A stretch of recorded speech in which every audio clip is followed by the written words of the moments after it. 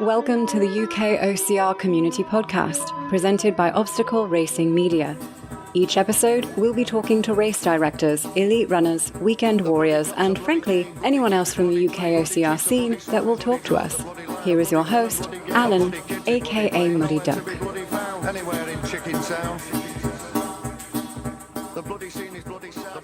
Matt Roberts, welcome back to the UKOCR podcast. How are you, my friend? Cheers, Alan. Yeah, I'm doing great, thanks. How about you? Yeah, well, I say I'm doing great. As we've just spoken before, I'm rushing around today, getting in from work, rushing.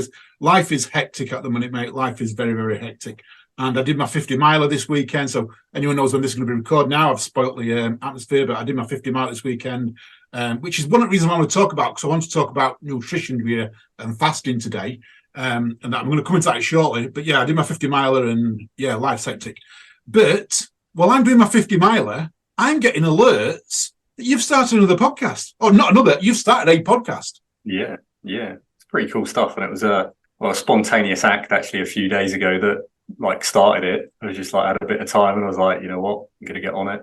Been meaning to do it for some time. But yeah, it's really picked up. I mean, we're only a few days in. We've got there's probably 5 or 6 episodes now and got a few more scheduled. So yeah, we're really going to put the content out there. It's quite enjoyable and speaking to the guys, about a passion that we all have. So. What was the defining moment? 'Cause am I right in thinking you were in the States? You've been in the States, and I will come to that in a second, but you've been in the States, and this happened while you were in the States, this, moment? I think I've been meaning to do it for a while, but like you said, it's when's the right time? I'm busy or I've got other things I need to get on with, and it never really happened. And people have said to me, look, you need to start your own podcast. I've been on your podcast a couple of times, I've been on other people's numerous times, and yeah, people are like, you need to do this. I'm like, yeah, or I'm on other people's, it's fine, it's easy enough, but they're like, no, yeah, you need to do this. So yeah, just done it, and it's a good learning experience, but it's a good experience speaking to people on it. So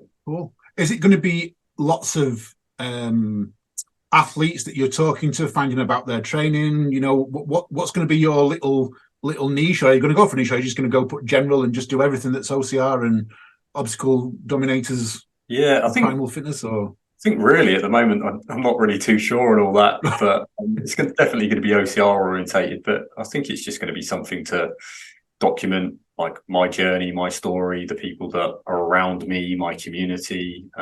It's great to share the successes and the stories of people, and that's what we've been doing over the past couple of days. And everyone loves a good story, and yeah, that's what we're focusing on at the moment.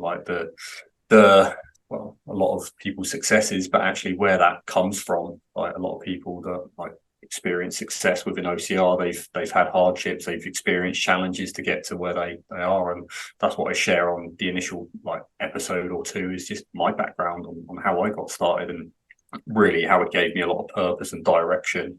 Hopefully it finds a few people and inspires them to start racing or sign up for the next race, or even up their game and do competitive racing. But yeah, it will be a lot of fun, and there'll be a lot to learn and gain. And yeah, we'll be talking a lot about nutrition, fitness, the overall lifestyle, racing. Yeah, and you'll be listening about experiences like going to different venues around the world and traveling, and the good, the bad, the ugly. So yeah, it'll be good fun.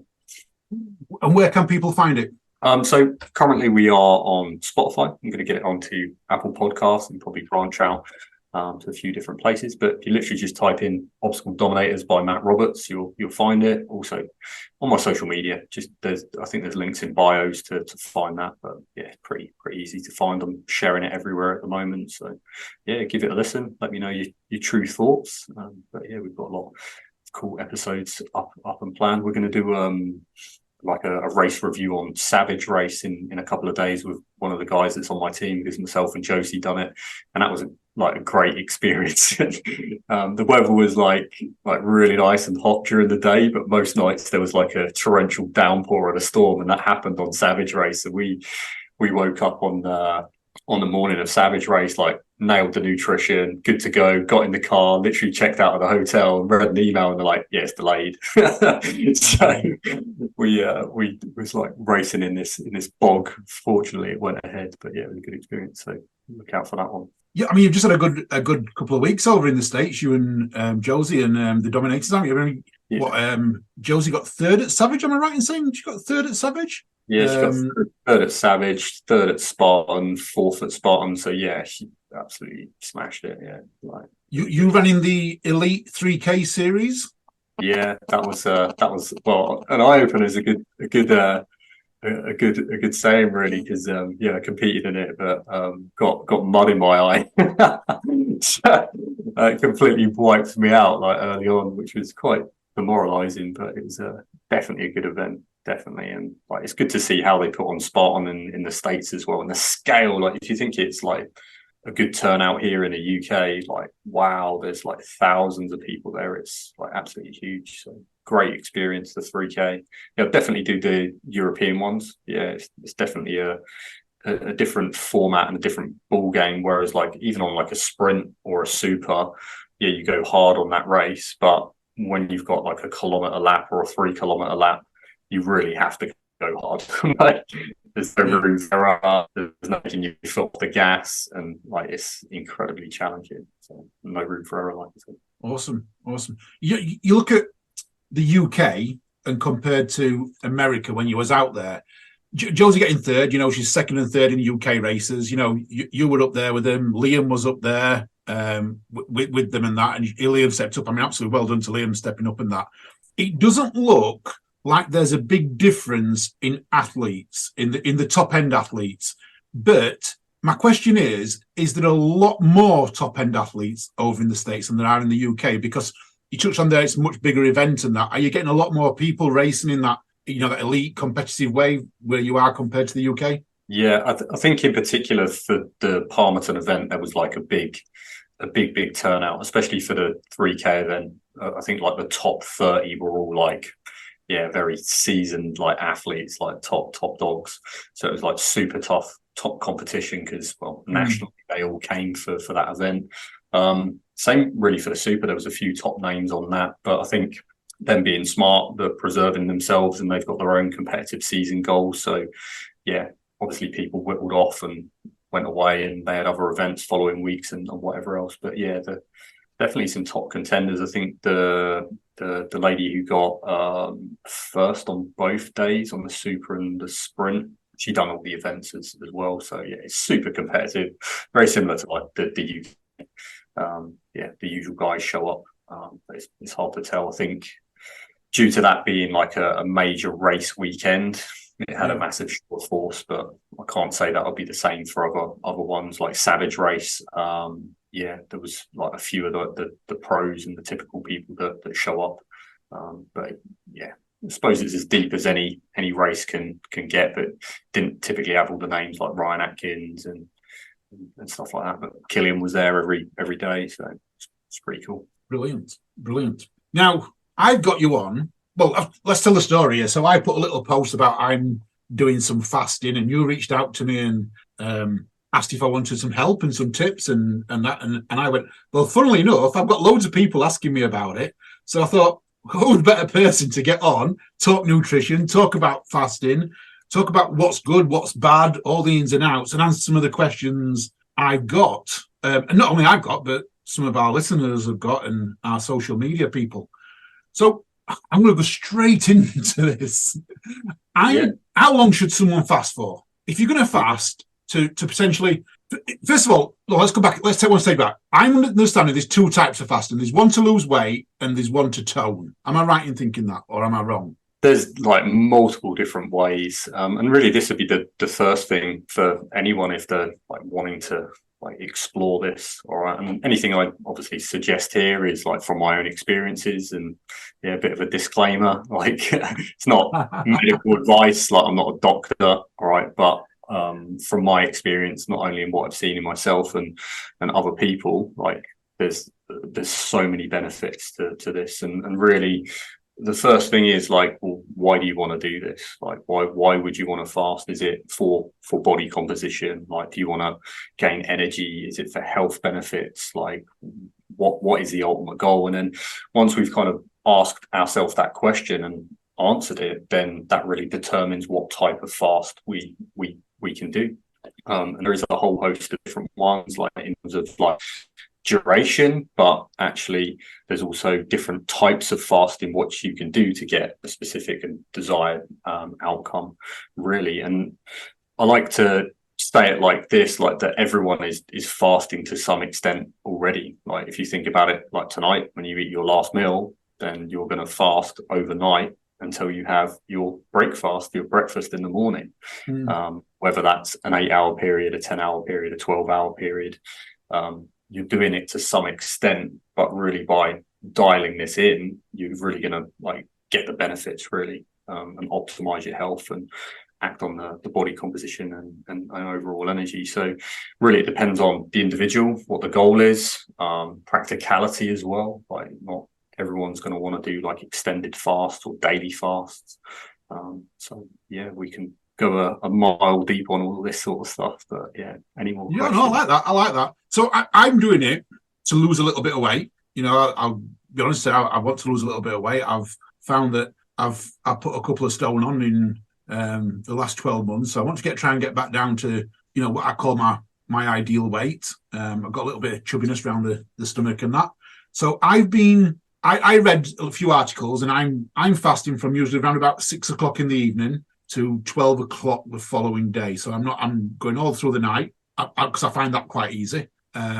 My problem is I tend to drink coffee. Is that good for me or bad for me while I'm in that period? Well, there's some people that say it does, right? And there's even evidence to suggest that enhances the benefits. But then there's also other people saying, well, when you're drinking something that is acidic, then actually that's not beneficial for us. But yeah, that's one approach with fasting that you can take. Yeah, and it's like a non like calorie liquid fast as such, because coffee is very low in calories. It wouldn't technically break the fast, but then there's really like two like real like pathways that you can like take with fasting. In particular, what you're doing about 18 hours a day and you're drinking coffee within that time period, so technically you're not breaking your fast because you're not really having like calories as such.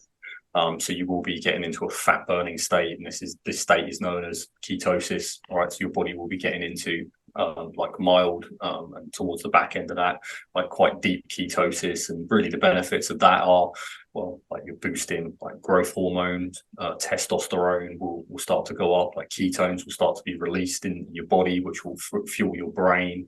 So cognitive performance will increase as well, which is great. But then also towards the back end of that, there's a state called autophagy. Basically what autophagy means is like eat thyself in Latin. And basically what autophagy is and does, it basically like looks at cells in the body that aren't functioning well or are dead, and it basically clears that waste from the body. So it's like a really fascinating process that goes on in the body. And like I said, like most people are fasting, but the problem is, for the most part, people aren't doing it in the right way by setting conditions on how to fast, how long to fast, what are they doing during the fast? Is it beneficial? Is it not? And actually, are they getting the fat burning benefits? Are they getting the cognitive benefits? And also, are they getting the most crucial one, like autophagy? And there's a great statistic. I think it's something like 88% of people in the Western world have some form of metabolic disorder. So that's like 9 out of 10 people. The metabolism isn't working like optimally for them, which is huge. It's significant. But actually, if we like eat more like our ancestors, real food eating, and this would be the first bit of advice I give to anyone really, would be health first, real food, yeah, good quality sleep, lowering your stress as much as you can. It's really health optimization, and then fasting can be used as a great tool on top of that. But then going back into like the sort of like metabolic issues people have, and like illness is rife in today's world, even though we've got like modern science, medicine, all these technologies. But a large part of this will come down to like not being able to get into this state of autophagy. And every time we eat, then the body's going to prefer to eat that. Whereas if we're in a state of like famine, i.e. fasting, then the body's going to start targeting these dead cells to clear them out and recycle them. So yeah, I don't want to like make this super complex, this whole process, but yeah, it's a great thing, and I've done it now for maybe 5 years, if not more. I've done this as a daily practice. I don't even look at it as really like fasting anymore. It's just what I do day to day. So what's your regime? So typically last meal of the day, whatever time that is, that could be 4 p.m, 6 p.m. It could be a little bit later depending on the day, but pretty much I'll stop consuming food at that time, and then I'll fast overnight. Okay, so I won't eat anything past that time, and then I'll wake up in the morning. I'll wake up and hydrate. So I drink like over a pint of water when I wake up, and I make sure I have some form of electrolyte. So whether that's like an electrolyte powder, or whether I'm having like a good quality salt that consists of the electrolytes of sodium, potassium, magnesium, and these are actually crucial to be used during fast as well. And especially if you, like you were saying, Alan, like you're drinking coffee during that fasted period. That can strip the minerals. It will strip the minerals out of your body at an accelerated rate if you're drinking coffee and lots of fluid. So we need to make sure that these minerals are put back into the body so that we have energy. Yeah, and really, like it's incredible. Like, I mean, a lot of people won't believe this unless you experience it. I'm sure you've experienced like certain like benefits to this, whether it's cognitively or noticing sort of like changes in your energy or your body. You feel great. Like when you get into that state of ketosis, like you feel like alive and alert. And I used this when I was traveling a lot before the flight, and your brain is like so switched on. And then when you eat food, you're like, oh, and you notice that you're out of that state. So we need the minerals, and they need to be kept high. So that's what I do in the morning. Like I get up on hydration. Like I drink a bit of water and some electrolytes, and then if I've got training on this like on that particular day, then I will look at actually eating something. All right. So this is another thing as well, because a lot of people that are listening to this are athletes. It's not going to be optimal to fast for 16, 18, 24 hours, 36 hours beyond all of the time. And yet again, it goes back to like, what's the goal? If your goal is to optimize your performance, is it going to be a good idea for you to fast for 16 hours, 18 hours a day, when actually you need to be fueling your body? It needs the nutrients at a regular frequency. So really, like, my training determines like when I eat, what I eat. And if I've got a higher intensity day, then I'm going to wake up and I'm going to eat some food, and I'm going to make sure that I've got some carbohydrates in that meal. If I've got like a lower intensity day, or I'm in a recovery period, not like requiring so much energy or burning so much energy, then I apply a little bit of fasting, and I'll talk about a recent example of that in a moment. Or I may just eat like protein and fats, and then that can also extend the benefits of the fast, keeping you in that fat burning state. So there's many things that can be done, but typically for me, I'll eat anywhere between 1 and 2 meals a day. I know that seems like crazy, but I'll eat 2 like medium-sized meals or 1 really large meal. All right. And when I do that, I'll prioritize eating my protein, and making sure I've got very nutrient dense like foods in that, lots of minerals, lots of herbs and spices and all sorts of things. So I'm actually nourishing myself as well. And then supplements can come in and play a decent part to like bridge the gap and stuff like that. Cool. I was going to say when I train, so and I see it as breaking my fast. So the only time I train in the morning is usually a Sunday morning. So Saturday, I'll have my tea. I get up Sunday morning. I'm up at 6 o'clock. I will take a protein shake, and I see that as breaking my fast. But then I don't have nothing else until lunchtime. Is that good? Is that bad? Yeah, it depends what you're doing for training. I mean, like we need fuel, and it's different for men to females as well. And also on that, like, is just eating protein the right fuel to fuel that particular performance? Yeah, right.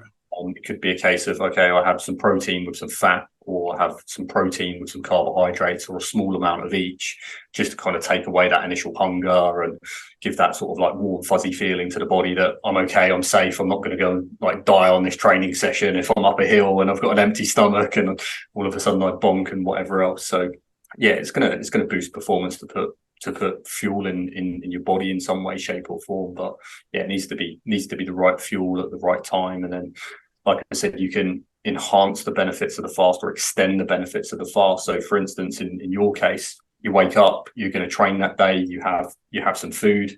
Yeah, you're still technically going to be in a fat burning state because you're just having protein, but that would knock you out of being in a fasted state, but actually you would still be in a fat burning state. And they call this like a fasting mimicking like diet. I don't really like to use the word diet, but you would still be in a fat burning state. And depending on the intensity of the exercise, that will determine like to what degree you stay in that fat burning state as well. Right. My training at the minute is just completely consists of running. I'm just running at the moment, I'm doing very little else, press ups, sit ups, but very little else in terms of training. When you just talked at Ben, you said protein and fat. Now I'm interested in fat because obviously I'm trying to lose fat.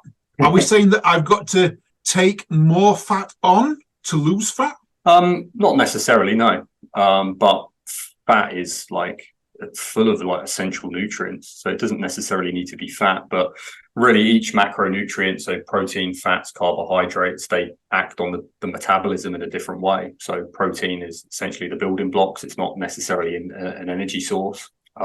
Fat can be an energy source. It's a slower burning energy source, and also full of like vital nutrients that the body needs. So like fat isn't this bad guy, although it's been like made out to be this bad guy and this killer, and it's going to cause like damage to the body. We need fat to some degree. And then when we look at carbohydrates, when we put carbohydrates into our body, then that will fuel us in a different way to fat. So fats and carbohydrates are both fuels.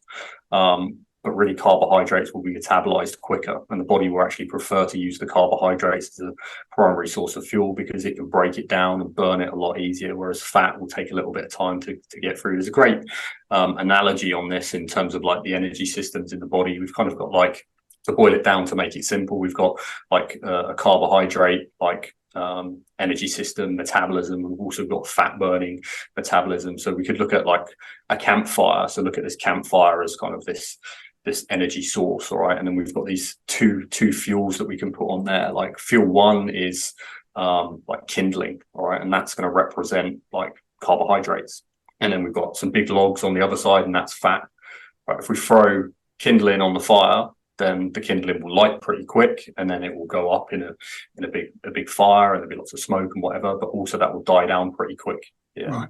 And if we put like logs on the fire, which are fat, it will take a little while for the body to get into that fat burning state and start utilizing that as a source of energy. But typically it will be cleaner and longer lasting as well. So what we can do is use both of these energy sources effectively to give us the readily available energy, but also work on the metabolism, like I said, through good quality nutrition predominantly, and then using practices like fasting and really like optimizing your training so that you can utilize all of these fuels and these energy systems in your body effectively. And that's really what I do and very conscious and aware of, and the people that I work with and train with, we get them to work on this metabolism and gain an understanding, and really through education, like it's really a powerful thing. Yeah, that leads on. I mean, led on to my first question there was, does the food that you eat make a difference to your fasting and things like that? What type of specific fat would you suggest then? So let's just say I'm getting up in the morning. We'll take me for instance. You better use me as an example because I'm going to be taking this on board more than anyone else. And being selfish there. I get up in the morning on a Sunday morning. I know I'm going to go and run 15, 20 miles on a Sunday morning. I've fasted for 12 hours. So I get up, protein shake, and what fat should I then be taking to last me that 20-mile run? You know, I'm going to be out 4 hours of training. What fat should I be taking on board to keep me in that state? Yeah. I like to go down the route of like animal sources, but another consideration is we don't want to eat like masses and masses. We don't want to eat too much because always going out for a training session, like shortly after that, it's going to be like heavy on the stomach, like when you eat a bit of fat. So yeah, it could be a case of like having some eggs, could be a little bit of meat with like a little bit of fat on there, like bacon or something else, like a little bit of steak for breakfast or some pork, or maybe you could like use like something like some olive oil or like some avocado oil or a little bit of butter on something. So it only need to be a small amount, but that would help your body. Yeah, because you've got energy on board, and yeah, like will give you that sort of like warm, fuzzy feeling that you're okay. Fantastic. Equally, and that will keep you in a fat burning state, but you could also use carbohydrates. I mean, for me, if I go out and do an intense session, I'm definitely going to like have some like honey, maple syrup, have some berries, have some fruit or something like that, because like I will just perform better.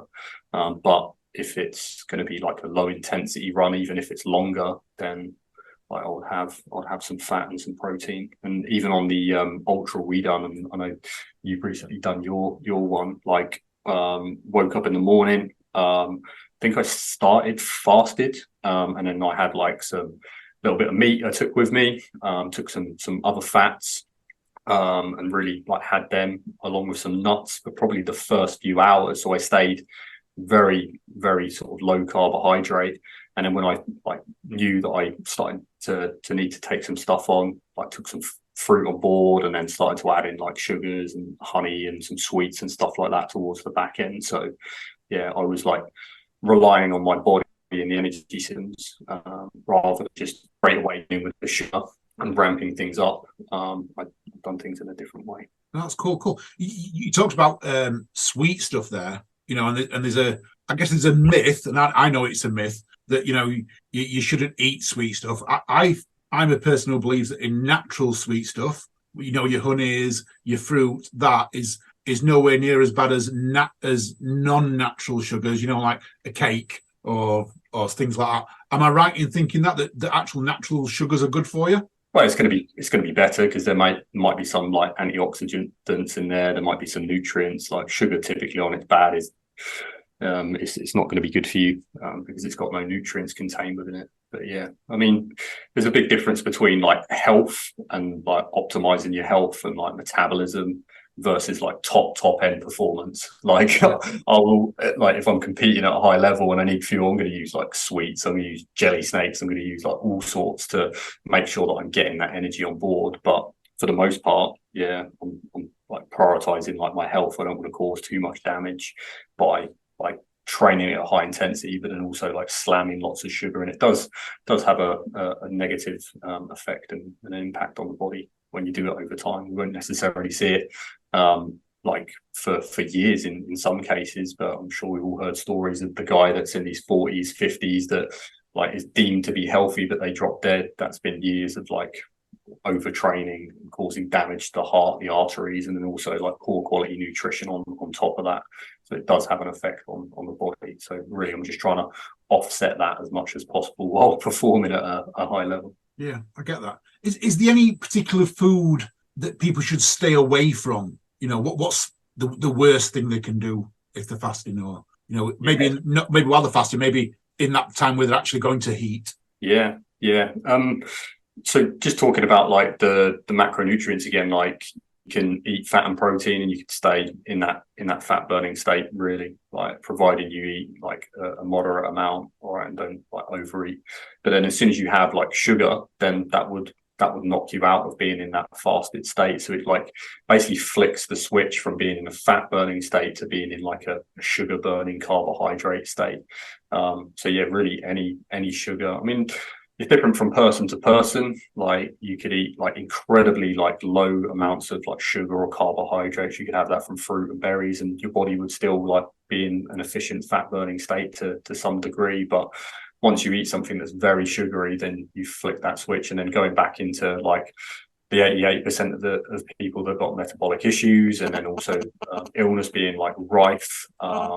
People are never really getting into that fat burning state, and therefore they're never really getting into autophagy, because if people think about it now, okay, how much sugar do you eat and what's the frequency of you actually eating that sugar? And once you've eaten sugar, it's flicked that switch, and it could take you 12 to 14 to 16 hours to actually get back into that fat burning state.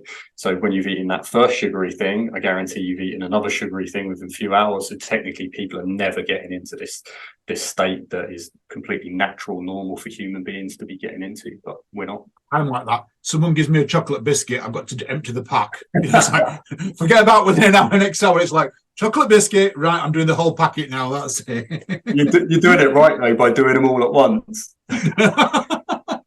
I'm doing something right, yes. If talking on that then, so I'm fasted. So I've got to my lunchtime. So I fasted from 6 o'clock previous evening, 12 o'clock. I then take on some fats, not a lot. We're talking like just a little bit of fat. Am I still in a fasting state then until I have something substantial for what I would call my tea up north? Am I still in that fasting state right up until the evening?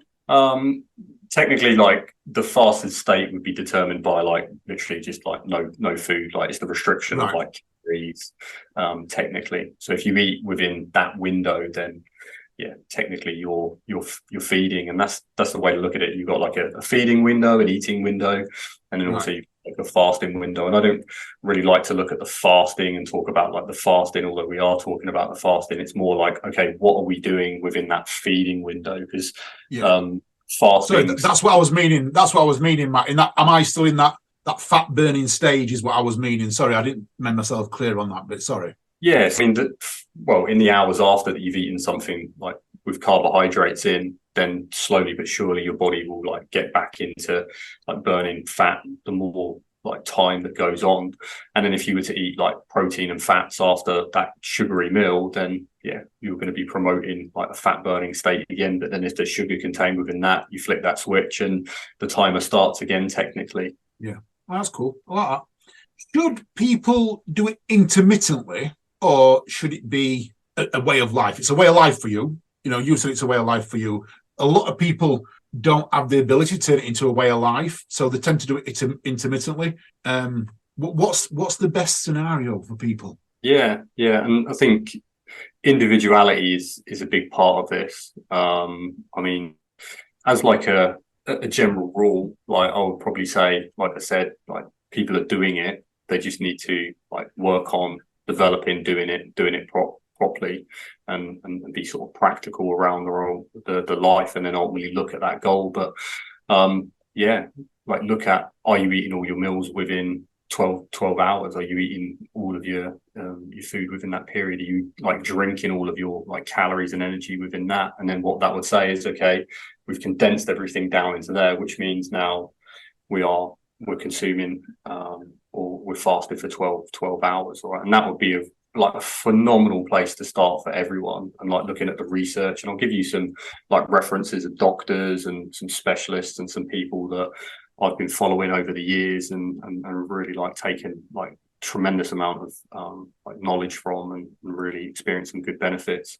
But they suggest 12 and 12, like everyone should be doing 12 and 12 hours fasted, 12 hours feasting, like minimum. And that's probably a better route for most athletes as well, because then we're getting the benefits of getting into that fat burning state. So that'll help with body composition, providing nutrition's in a good place prior to that.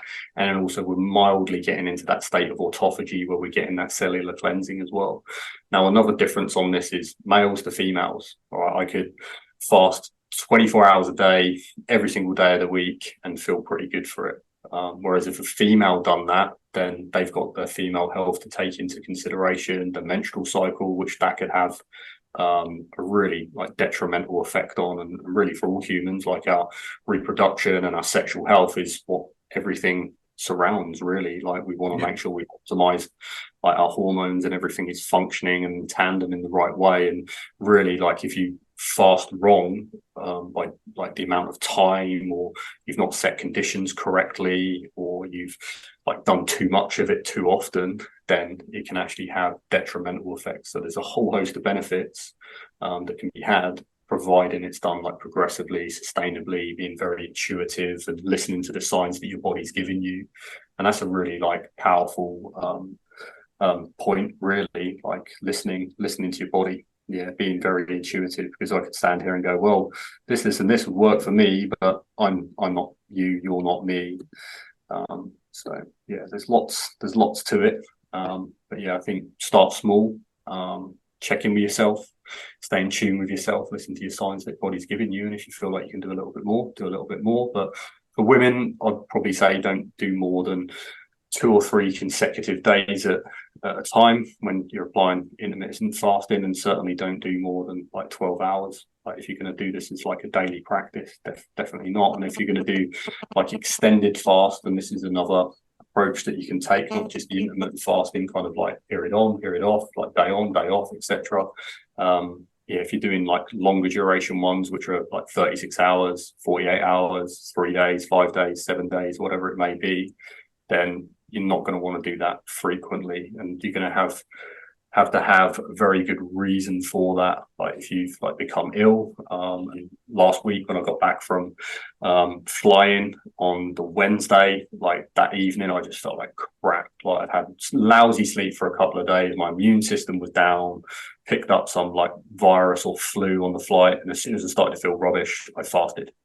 Okay, which seemed mad, but that actually helped me and my body clear that. And really the story I was going to tell earlier was basically that like my body told me that you need to give your body every opportunity to clear whatever's going on in your body.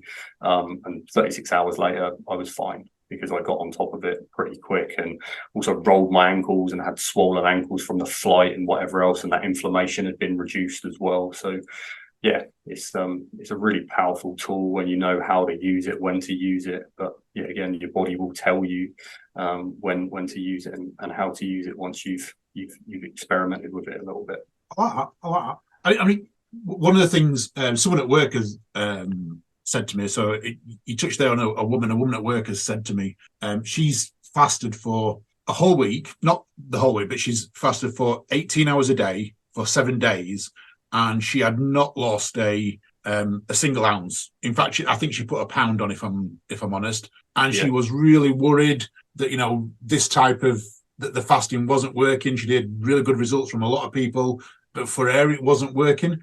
Yeah. Should she not do it for the full week? Should she be going the 3 days on, the 3 days off? Are we saying something along those lines? I mean, I'm not going to put you on the spot and say she will lose weight. You need a bit more details than this.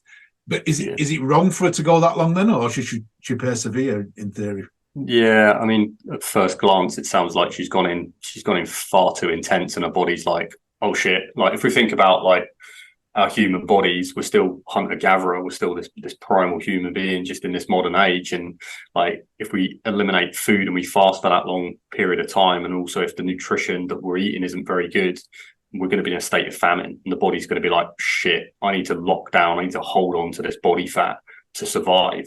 So it doesn't make sense for her body to go, right, let's get rid of all this fat, let's clear out all this waste because I need this to survive. And then also talking about like reproduction for females as well, then like they need to have that body fat. It helps with hormone function. So it sounds like she's gone in too intense with this. Yeah, and I saw that, and I was thinking to myself, maybe because I haven't gone 7 days. I'm going for like 5 days, I think, at a time. And I'm going. I tend to break it up. So being honest, I go Saturday, Sunday, Monday, Tuesday. So I do 4 days, and then usually on a Wednesday I might grab a bit of breakfast at work.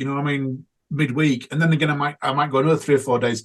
But it's like I tend to every week have a little bit of a breakfast in the morning, if not twice a week. So yeah, I am a little bit. I'm not going 7 days. I'm going five days, I would say, out of 7. So it does make a little bit of sense that my body's accepting it. I'm losing weight. I've lost a stone nearly. So it's good since I started it. I've started it about 5 weeks ago now. So in that 5 weeks, I'm a stone. I am feeling healthier. I'm feeling much healthier. You're right when you say your brain in the morning. I know when I get up in the morning, I go into work. I am ready to work. I'm focused. I'm like, right, let's do this, let's do that, let's go everything. And then I go to lunch. And I've been my lunches have been a little bit up and down. So sometimes I've had a yogurt, thinking I'll have a yogurt that's going to extend my fast. Now you've told me that sugar it breaks it, in theory, breaks that state. Yogurts are now going to be out of the window. And I'm going to be going back to a little bit of fat, maybe a bit of scrambled eggs or something like that.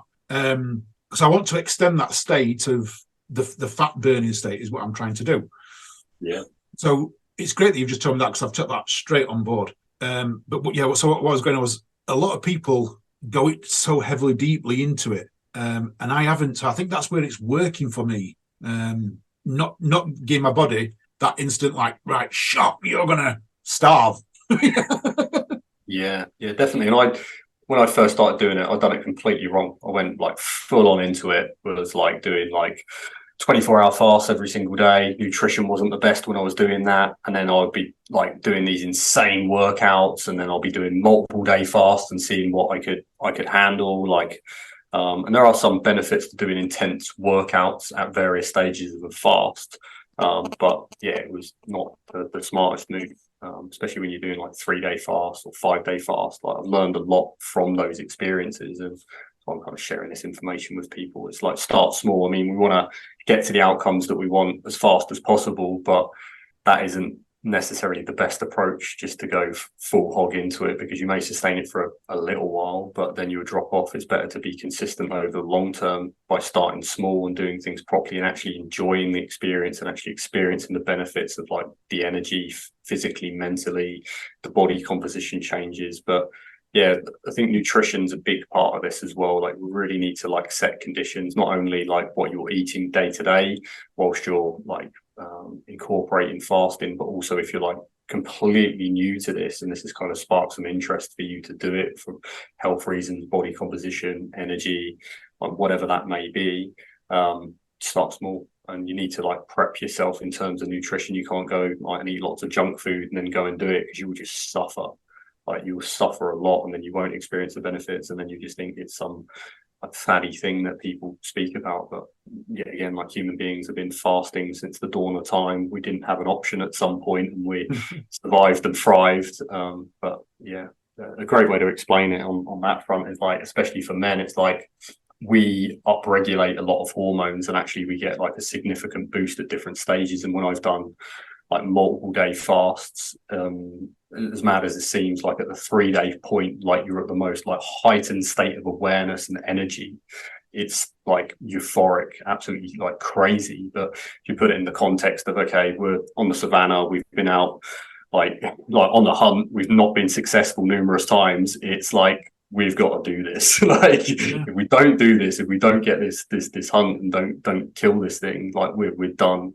So it'd be like completely mad. Like, and I know people experience this day to day, and that's due to the quality of the nutrition. Like, we get these slumps in energy, like we get all these hunger pangs, and we think, I can't even make it from like breakfast to lunch without having to eat something. That's the metabolic issue. Like, really, like, we should be able to go for long periods of time without food if needed. I'm not saying we should, but like, biologically, that's the way we're wired. We're wired to like eat real foods and be very like sound with our metabolism. Cool.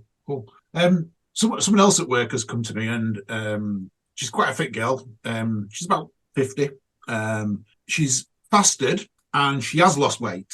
You know, she's lost nearly over half a stone in about 4 weeks. She's doing a lot of things that she wasn't a big girl anyway. I think she was about 11 stone when she started, so she's down to 10 something. But she's not losing it around the stomach area. And she's saying, she's asked me, is there a way that, whether it be fasting or exercise, that she can tag that area? So with this area, it's the same for both males and females. Like, unfortunately, that's the area where we typically hold the most weight, is like that lower abdomen, like below the belly button, on the hips. Like, it's that stubborn area that people say, but really that's kind of like where we store our body fat. And like we spoke about earlier, like, fat is an energy source.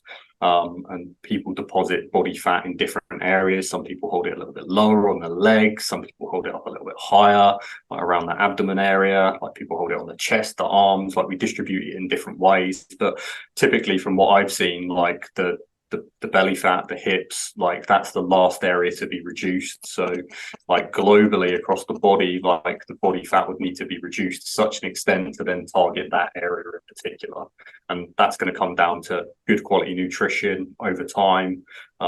Fasting could technically be used as a good tool, but like plenty of like good quality like movement each and every day. So moving frequently at low intensity, sporadically across the day, will help to increase like non-exercise activity. And then also like optimal training. Like, you could do 1,000 sit-ups a day, like you could do planks, crunches, whatever it is. That's not going to target that area, because like, muscle is muscle and fat is fat. So really, we need to like optimize nutrition over time. And unfortunately, like, even for people that are super low body fat percentages, they'll still have fat around their waist and on their belly. That's just the way the body holds it and stores the fat. And that's what fat is. Fat is an energy source. Some people have more than others. That's the way it is. I've got more energy source than anyone else. I want to say that. I like that. That's great. That, because I mean, I didn't know, and I got to I was straight up. I said try sit-ups, but you know, you're talking sense there. Sit-ups are going to do muscles, and muscles, fat's fat. You know, and there's a little bit of, I guess, belief. Oh, you can turn fat into muscle and stuff like that. And when you stop training, your muscles turns to fat. I mean, I've never believed that. I'm going to be honest. I've never believed that you can turn fat into muscle. I think you can transfer from fat areas into muscle by just losing that body fat, but you can't just say, okay, here's a piece of fat, let's turn it into muscle. Am I right in thinking that? Yeah, of course. Yeah, the independent bits of tissue. So it's completely different. Yeah. So nutrition is going to be the thing to dial in the amount of body fat that you have, really, and then like movement, strength training is going to be the thing that's going to work on muscle, and really that toning effect, that thing people say that they want to be more toned. Really, that's a lower body fat percentage and then a decent amount of muscle mass, whether they've increased that or whether they're uncovering it by reducing body fat. And yeah, a lot of people look a lot more muscular when they reduce body fat because they look more chiseled, more defined. So that's that sort of toning look. Yeah, and I don't do any ab training. Probably say for the majority of people we coach, we don't put targeted ab training in there because they're already hitting the core in the numerous different ways with the training that they're doing. So yeah, it can be a little bit of a waste of time, but at times better spent like eating good quality food. And then like we've been speaking about, like meal timing, like different like macronutrients at different times of the day. Like, are we like eating within that feasting window, or are we going over that? What type of food are we eating at what time of day? Like, so yeah, it's quite a simple thing when we think about it, but it can be easily confused, and there's lots of stuff out there that causes confusion. And yeah, I certainly got caught up in it, and yeah, done lots of ab training way back when, and like listened to lots of bodybuilding things, and that sent me down the wrong path. But none of it worked. Like, I got in the best shape of my life when I started eating real food and started applying a bit of fasting here and there. And I know we've spoke about real food before, but let's quickly touch on, you know, your diet of real food, because I'm going down that line. I'm not going to say I'm completely there yet, but you know. Tell us some about the types of foods that you eat to target this, you know, your body, make your body in the best shape it possibly can. Yeah, sure. By like just talking about real animals, like their produce, technically, if it comes from the land, the sea, a bush, a tree, then typically it's good to eat. So if you don't go too far from that, you can't go too far wrong. And it's not about being like super strict and not having any sweet treats and stuff like that. Like, I love a bit of ice cream and cheesecake here and there. It doesn't do massive damage. It's quite enjoyable. But yeah, for the most part, like I'm eating like meat each day. Yeah, there'll be some organ meats thrown in there occasionally. There'll be some veg, like some asparagus, broccoli. Yeah, just like proper like real food. Like I'll aim to like make a proper nutrient dense meal. For instance, like I'll get some like ground beef that's higher in fat content, and I'll put like onions, asparagus, like broccoli. There might be some cabbage in it, tomatoes. I'll put all sorts of herbs and spices, plenty of salt in there, and then I'll add some additional fat from some like olive oil and avocado oil, and you've got this massive feast that's got like so much nutrition contained within it. So yeah, that's typically what I do. And then there'll be some potato in there, lots of fruit. Really, it's just a lot of meat and a lot of fruit and a bit of veg, to be honest. Just timing that around training sessions and different times of the day. My mouth's watering as we're speaking right now. Keep talking to me. Have you thought about, you know, the podcast you do? You know, you could just do this and like do a cooking podcast, a YouTube cook with Matt. I've got this now. Yeah, that's it. Yeah. Oh, amazing. Matt, thank you for coming on. Tell us where people can find more about you. I know where, but tell my listeners where they can all find about you. Yeah, sure, that'd be great. So Instagram, so I've got a couple of accounts on there. New account is obstacle_dominators. And also I'm at PF Matt Roberts on there. I'm also on Facebook. We've got the new podcast as well. And then there's links on those social media platforms. So yeah. Awesome. Thank you for joining me. It's been a pleasure talking to you again, Matt. Thanks very much, Alan. Pleasure as always. Thank you for listening to me and Matt there. And if you want to find anything about Matt and the Obstacle Dominators, check out the links that I've put in the description. And once again, thank you for listening. In the meantime, boys and girls, you stay safe, you look after yourself, you keep on running, and I'll speak to you soon. Bye. I don't know what you want. Let's have a bit of fun till I downfall. My love, if you feel like I do right now.